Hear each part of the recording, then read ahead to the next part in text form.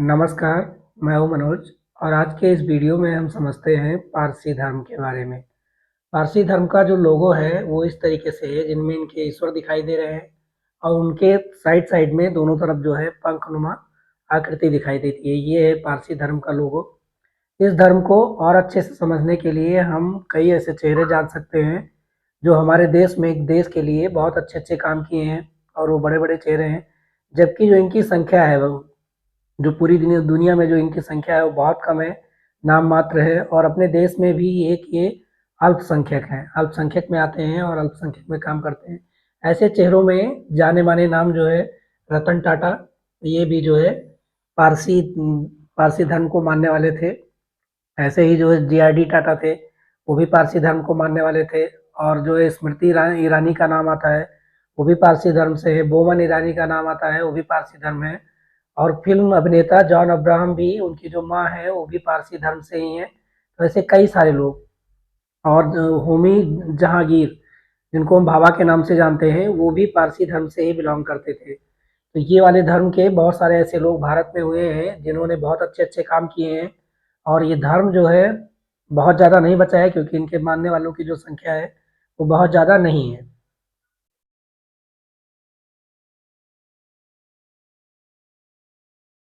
अब ये धर्म की शुरुआत जो हुई वो ईरान से हुई।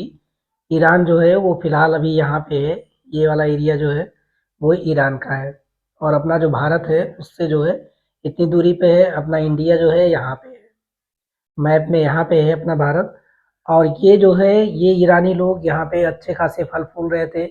इनकी आबादी खूब ज़्यादा थी। पूरा ईरान जो है लगभग इन्हीं ईरानियों का था, ईरान के लोगों का था और मूलतः ये लोग जो है यहीं के निवासी थे। लेकिन जब मुस्लिम धर्म का विस्तार होना चालू किया और वहाँ के लोग जो है अरबियन कंट्री से बहुत सारी जगहों पे लोगों ने फैलना चालू किया, तो यहाँ के लोगों ने जो यहाँ के कबीले थे, यहाँ के जो सरदार थे, इन लोगों ने क्या किया कि इन लोगों के ऊपर ईरानियों के ऊपर हमला कर दिया और हमला करने के बाद में इनको बहुत सारे लोगों को मारा-पीटा और इनका धर्म कन्वर्जन करवा दिया। मतलब बहुत सारे लोग बदल गए, मुस्लिम धर्म में परिवर्तित हो गए।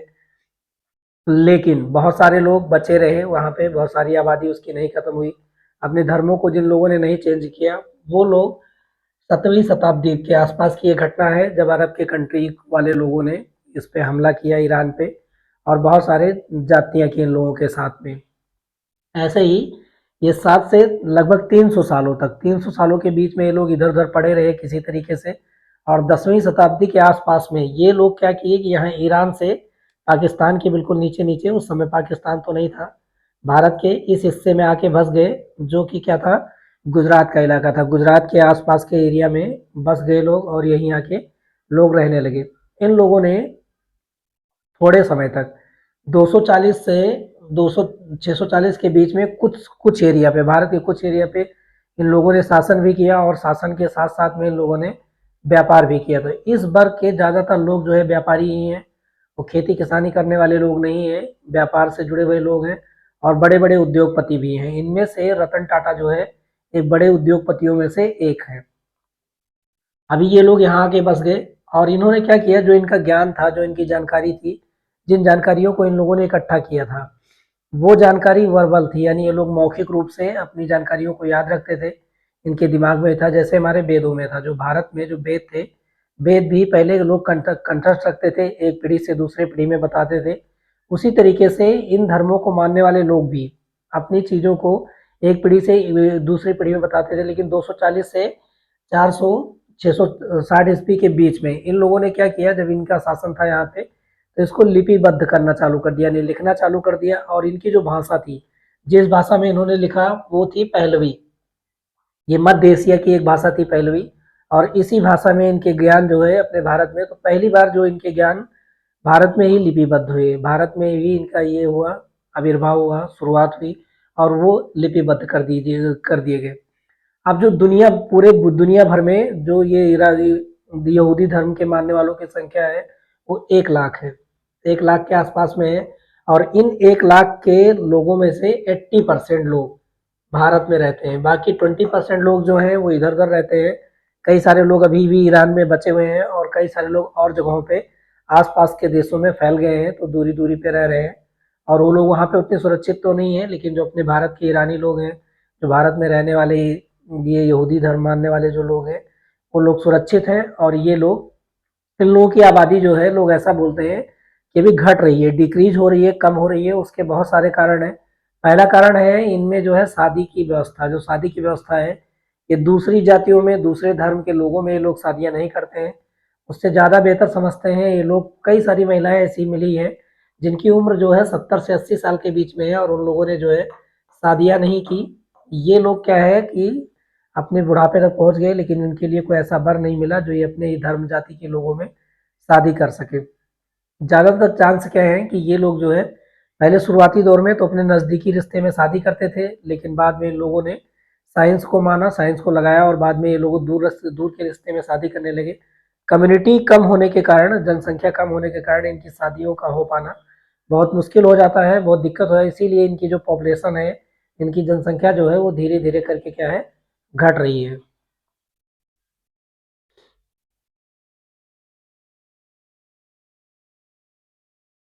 अब इस धर्म के जो प्रवर्तक थे, उनका नाम जो था वो जरथुस्त्र था।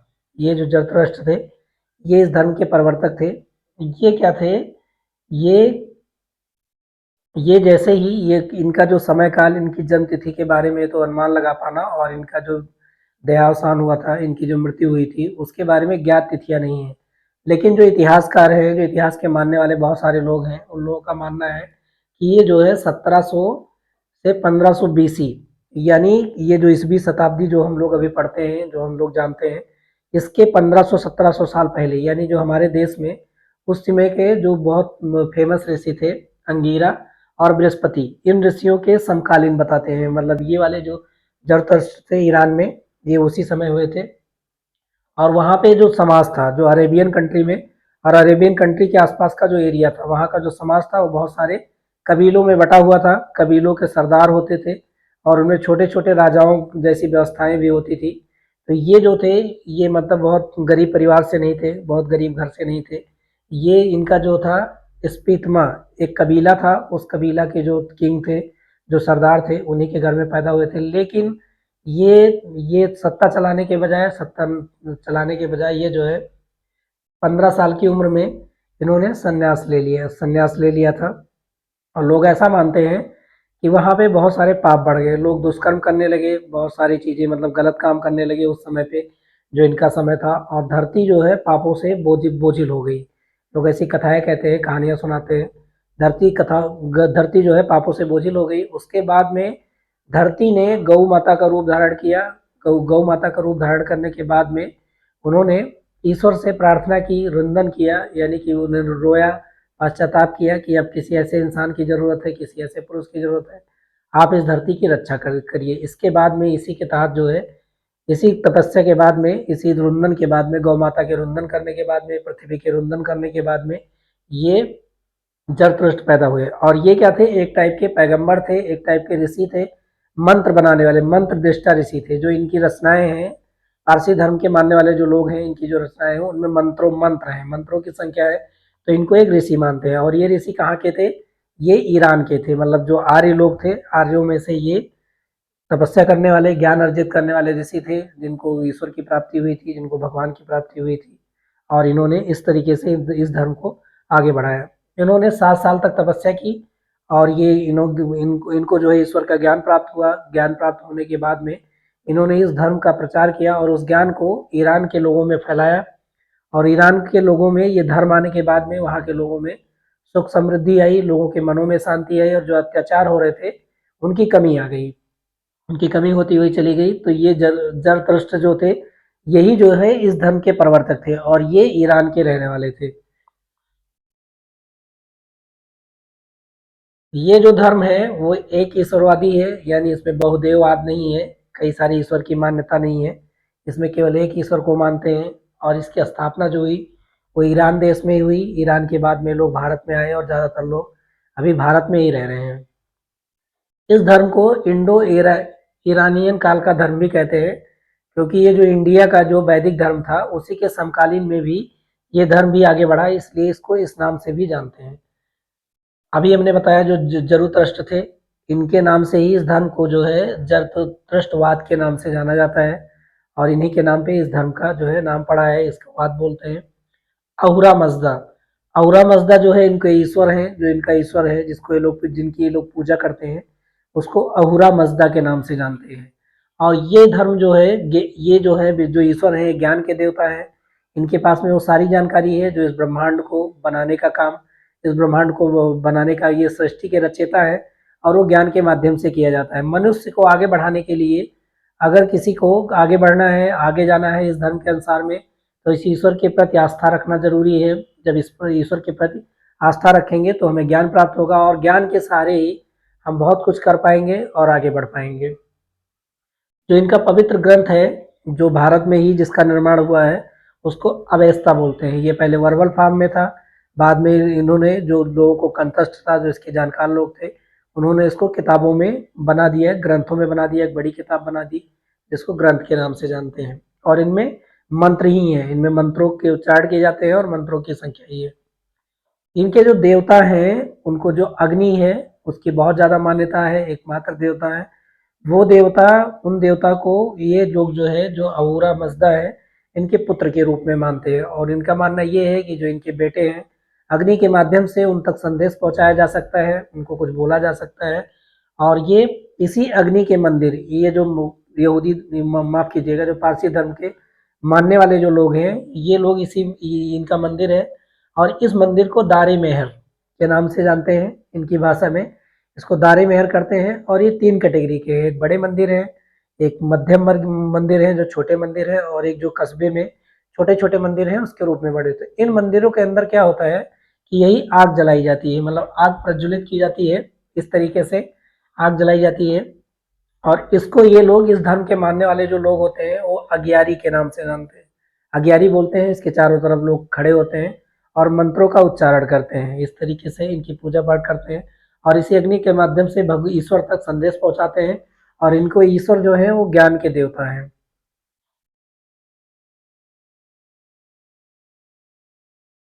अब वास्तविक रूप में कि इनका धर्म क्या है, ये समझते हैं कि इनका धर्म है क्या।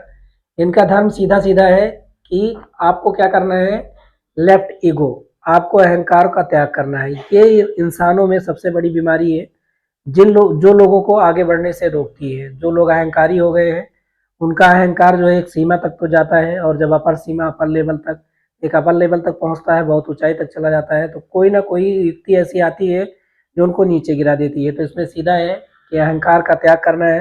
किसी चीज़ के लिए कभी अहंकार नहीं करना है, चाहे कोई चीज़ ज़्यादा हो, चाहे कम चीज़ हो, और यही एकमात्र रास्ता है। जब आप अहंकार का त्याग करेंगे, तो आप ईश्वर की प्राप्ति करेंगे, यानी कि ज्ञान की प्राप्ति करेंगे। ज्ञान को भी अहंकार के साथ में प्राप्त नहीं किया जा सकता है। उसका मतलब सीधा है कि बहुत सारे लोग ये बोलते हैं कि जो मैं बोल रहा हूँ वही सही है और बाकी लोग जो बोल रहे हैं वो सही नहीं है, या मैं ही सही हूँ, मैं बहुत बड़ा हूँ, मैं बहुत ऊँचा हूँ।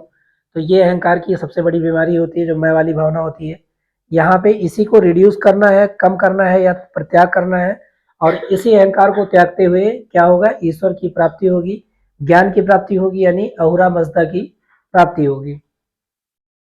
अब एक चीज़ और है कि हम सही रास्तों का चुनाव कैसे करें। इस धर्म में ये बताया गया है कि हम सही रास्तों का चुनाव कैसे करेंगे। इसमें क्या करना है कि सही रास्तों का चुनाव करने के लिए विन टू ओन, यानी अपने आप को जीतना है। अपने आप को जीतने का मतलब होता है कि अपने मन पे विजय पाना, अपनी इंद्रियों पे विजय पाना। जिसने भी इस दुनिया में अपनी इंद्रियों पे विजय पा लिया, जिसके मतलब इंद्रियां इतनी ज़्यादा एक्टिव नहीं है, जिनकी चाह इतनी ज़्यादा नहीं है, वो लोग जो है अच्छे अच्छे मार्ग की तलाश करते हैं। इसमें सन्यासी जैसी कोई कॉन्सेप्ट नहीं है।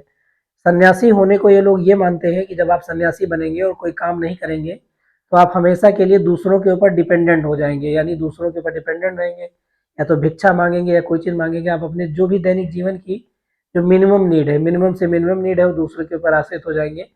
तो यहाँ पे सन्यासी होने का मतलब ये नहीं है कि आपको घरों का परित्याग करना, बल्कि यहाँ पे सन्यासी होने का मतलब है कि अपने मन पे विजय पाना। मन पे विजय पाने का मतलब ये है कि अपनी इंद्रियों पे विजय प्राप्त करना। यहाँ पे एक अच्छे कैरेक्टर की बात की गई है, एक अच्छे चरित्र का निर्माण करने की बात की गई है और उस शब्द का जो एक शब्द का इस्तेमाल किया जाता है वो है आशा। आशा का मतलब होता है अच्छा व्यवहार करना, अच्छा आचरण करना, दूसरों के प्रति में भेदभाव ना रखना, ये सब चीज़ें इसका मतलब होता है। और इसको करने की वजह से आप एक अच्छे चरित्र का निर्माण करेंगे, और एक जब आपके अंदर एक अच्छे चरित्र का निर्माण होगा तो आप जो है ईश्वर को प्राप्त कर पाएंगे, ज्ञान की प्राप्ति कर पाएंगे। इसमें जो है एक शब्द और आता है अरमैती। अरमैती का मतलब होता है भक्ति, जो ये ईश्वर के प्रति भक्ति होती है, जो लोगों के पद में भक्ति भावना होती है उसको अरमैती के नाम से जानते हैं। और वहाँ पे भक्ति का मतलब संन्यास ग्रहण करना नहीं है। संन्यास ग्रहण करेंगे तो आप डिपेंडेंट बन जाएंगे। आप और कुछ करने लायक हैं तो आपको अपने जीवन में किसी के ऊपर डिपेंडेंट नहीं रहना है, ऐसा ये धर्म बोलता है। यहाँ पे बताया गया है कि संसार ही सत्य है, जो संसार है वही सत्य है, कोई दूसरी चीज नहीं है। और इस संसार में जो है दो पावर है, दो शक्तियों की बात की गई है। एक जो पावर है उसको स्पेंटा मैनू कहते हैं। ये स्पेंटा मैनू बहुत सारे लोग ये बोलते हैं कि जो ज्ञान है, जो जानकारी है, जो अहुरा मजदा है, जो ईश्वर है वही स्पेंटा मैनू है। एक शक्ति पॉजिटिव है, यानी कि अच्छाइयाँ हैं समाज में, और एक है अंगारा मैनू।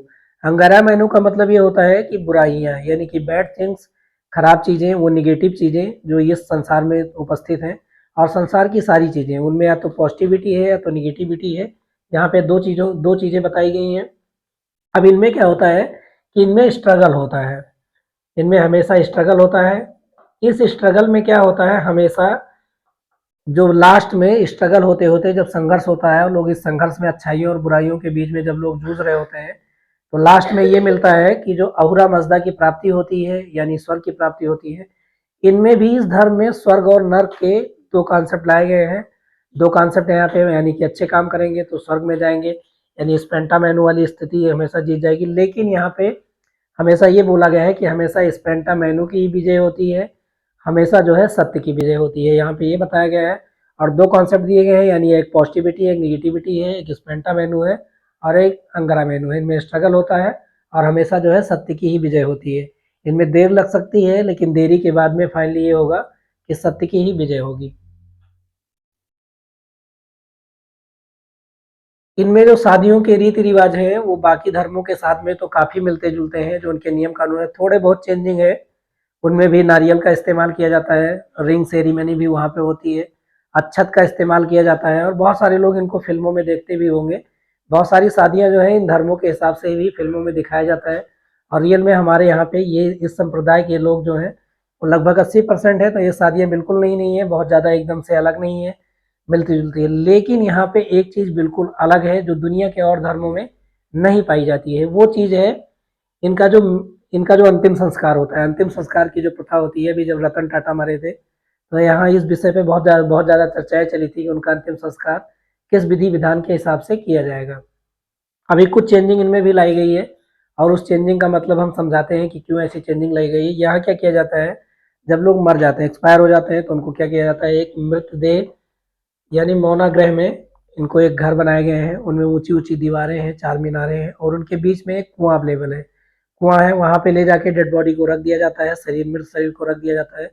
और उनमें जो है बाकी जानवरों को जाने की अनुमति अभी इसलिए नहीं है। पहले जब पुराने ज़माने में जब ये लोग ईरान के कंट्री में जब ये लोग रहते होंगे, या पुराने ज़माने में खुले में छोड़ दिया जाता था उनको। खुले में छोड़ने की वजह से बहुत सारी बीमारियां जब फैली होंगी तो लोगों ने इसको एक बंद में बना दिया, और बंद में बनाने के बाद में इसमें लोगों को रखते हैं, और जो पक्षी होते हैं, बर्ड जो होते हैं, उनके शरीर को खा जाते हैं। इनकी मान्यताएं ये हैं कि जो हमारा शरीर है उसको क्यों जलाया जाए, उसको मिट्टी में क्यों दफनाया जाए, वो किसी के काम में आ जाएगा। अगर पक्षियाँ खाएंगे तो उनको भोजन के रूप में परिवर्तित हो जाएगा। लेकिन जब गिद्धों की संख्या, अब ज़्यादातर जो ये मनुष्यों के मांस खाने का जो काम करते हैं, या किसी पशुओं के मांस खाने का ज़्यादातर जो ये एनिमल काम करते हैं, वो है पक्षियाँ ही हैं। और वो जो पक्षी हैं वो गिद्ध है। गिद्ध जो है विलुप्ति के कगार पे आ गए हैं, एक्सटेंशन के कगार पे हैं। उनकी कमी होने के वो बजाय कमी होने की वजह से बहुत सारे लोग जो है दाह संस्कार करना भी भारत में शुरू कर दिए हैं। तो यहाँ पे ये मौनाग्रह होता है, और डेथ के बाद में इनको इस तरीके से दफनाया जाता है, वहाँ पे ले जाके छोड़ दिया जाता है। बाद में जो अस्थियां बचती हैं, जो वहाँ पे कुआं होता है, उन अस्थियों को उन कुएं में विसर्जित कर दिया जाता है, या तो फिर वहाँ पे डाल दिया जाता है। अभी इनकी जो बुक है, जिनको इन लोगों ने क्या किया है कि जो जैनता अवस्था है, ये जो अवस्था है, इसको जैन अवस्था के नाम से भी जानते हैं, इसको इन लोगों ने 6 पार्ट में डिवाइड कर दिया है, यानी 6 भागों में बांट दिया है। और ये 6 भाग कौन कौन से हैं? सबसे पहला है यस्म। इसका मतलब ये होता है, इसका मतलब होता है संस्कृत में, इस शब्द का मतलब होता है कि संस्कृत में यज्ञ मतलब होता है। यहाँ पे क्या होता है, इन बुकों में जो है बहुत सारे मंत्र लिखे गए हैं, और इन्हीं के थ्रू ये जो इनके मंदिर हैं, जो अगियारी अगियारी ये लोग करते हैं, उन मंदिरों में इन्हीं मंत्रों का उच्चारण करते हैं। इनमें जो अध्यायों की संख्या है वो 72 है। तो इनमें जो अनुष्ठान होते हैं, जो शादी विवाह समारोह होते हैं, जो पूजा होती है, बाकी के जो संस्कार होते हैं, वो इसी यज्ञ के माध्यम से, इन्हीं संस्कारों के माध्यम से कराए जाते हैं। और इसका मतलब होता है गीत या स्तुति, यही मंत्र जो है। और दूसरा जो है विस्पराध है, इसमें अध्यायों की संख्या जो है 23 है। जो चैप्टर है इसमें 23 के आसपास में है। इसमें जो आध्यात्मिक देवता हैं उनकी स्तुतियां की जाती हैं, और उनके लिए एक ग्रंथ जो है संकलित किया गया है। इनमें अध्यायों की संख्या 23 है। अब दूसरा क्या है, दूसरा क्या है, विभेदवाद। ये नाम से ही ऐसा लग रहा है कि विवादों को सुलझाने वाली किताब है, यानी इस धर्म की न्याय की किताब है। जब भी किसी धर्म को लेकर कोई विवाद होता है, धर्मों को लेकर कोई विवाद नहीं है, किसी भी धर्म में कोई विवाद नहीं है। जो उनकी कानून व्यवस्था है, जो उनकी कानून की किताबें हैं, उन्हीं में विवाद है। उसके कानून वैसे हैं, मेरे कानून ऐसे हैं, मेरा वाला कानून अच्छा है, उसका वाला कानून खराब है। तो ये विभेदवाद है, यानी कि कोई चीज का मसला समझाने के लिए, समाज में झगड़े सुलझाने के लिए। और इनमें जो चैप्टर की संख्या है वो 22 है। इसमें दिस अदिश पवित्र देवताओं से बचने के नियम, प्रायश्चित, दंड, न्याय, अन्याय, वही जो है नियम कानून की किताब है। किस समय हमें कैसा रहना चाहिए, अगर हमने कोई पाप किया है तो उससे निपटने के लिए हमें क्या करना चाहिए, अगर हमने कोई पुण्य किया है तो उससे हमें क्या मिलेगा, इन्हीं चीज़ों के बारे में इनमें लिखा गया है। अगली जो किताब है वो एस्ट के नाम से है, जो अवेस्ता को 5 भागों में बांटा गया है। चौथी जो बुक है यष्ट का अर्थ होता है पूजा प्रार्थना। अब प्रत्येक देवता की एक विशेष स्तुति है। जो देवताओं की संख्या है, इनमें भी देव हैं बहुत सारे, लेकिन जो ईश्वर है वो एक ही है। इनमें जो एष्टियाँ हैं, एष्टियों की जो संख्या है वो 22 है। अब जो है खोड़दा अवस्था है, जो अगली किताब है वो 5वीं जो किताब है खोड़दा।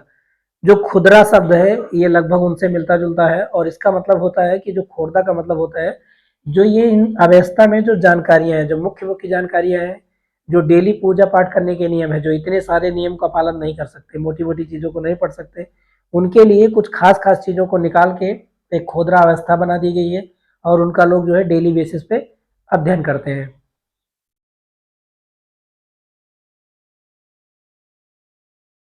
ईरान के आए हुए इन लोगों ने कुछ समय तक भारत के कुछ हिस्सों पे तो प्रशासन किया, राज्य किया, लेकिन जो लोग यहाँ पे बचे, इन लोगों ने हमारे देश के लिए, हमारे भारत के लिए, हमारे समाज के लिए बहुत बड़े ऊंचे इन्होंने ज्ञान अर्जित किया। ज्ञान अर्जित करने के बाद में बहुत सारे लोग व्यापारी बने, और हमारे समाज के लिए, हमारे देश के लिए, इस धरती के लिए, जिन्होंने दूसरे धरती से आकर अपनी इस धरती को अपनी धरती माना, अपनी धरती बनाया, और इन्होंने बहुत अच्छे काम किए। तो इन लोगों के काम को भुलाया नहीं जा सकता। और उनमें से जो है रतन टाटा की संस्था जो है, टाटा एंड ग्रुप जो है, उन्होंने जो है भारत के लिए बहुत अच्छे काम किए।